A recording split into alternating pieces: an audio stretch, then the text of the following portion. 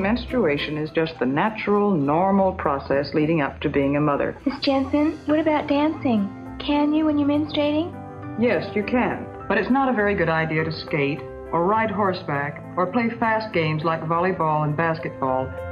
This might seem ridiculously old-fashioned, but over half a century on, talking about the most natural of human experiences is practically forbidden.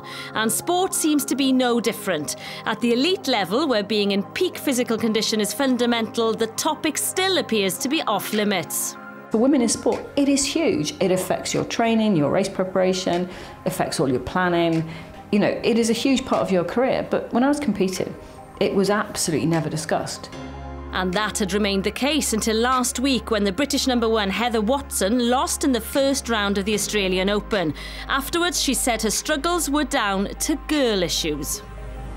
Watson's decision to talk about her period was described as brave, but why is the issue still a taboo subject these days? It's very private, isn't it? And it's something really personal to a woman. It's just seen as embarrassing to talk about it. I think when I was competing, it was a complete elephant in the room. I suppose I'm lucky in the way that for a lot of my career, my husband coached me, so I could have that open conversation with him. And some of my other male coaches, they never would have had that conversation with me. They might have said, oh, go and have a chat with someone else. It's strange that an athlete would discuss anything that might have an effect on their performance, but not the physical or physiological symptoms relating to their cycle. One is obviously with where you get problems with mood swings, etc., leading up to their period. And the period itself can be variable in terms of the loss. It can be extremely heavy, which, if that happens, then that causes some degree of anemia, blood loss.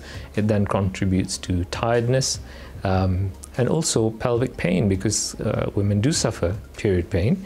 And clearly, those three issues together can, of course, then affect the general performance of the athlete at that time. It certainly made a difference in my sporting career, in all the different sports I've competed at: rugby, wrestling, weightlifting and the judo. I struggled throughout my whole career to make my weight if I was having my period when I had a big competition coming up.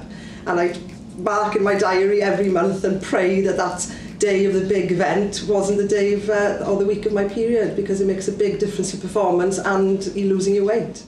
So, we all get on with it, we all live with it, we all cope with it. But how do coaches manage women during their periods? How do gymnasts cope with it? We know a gymnast cycle. You can tell there is differences, you know, between the month in terms of the way they perform. But unless as an individual, I think they have, you know, sort of real issues with the period, we don't tend to talk a great deal about it. It's that old taboo again. So much emphasis is placed on the science of modern sport, but surprisingly little research has been undertaken to examine a woman's performance during her cycle.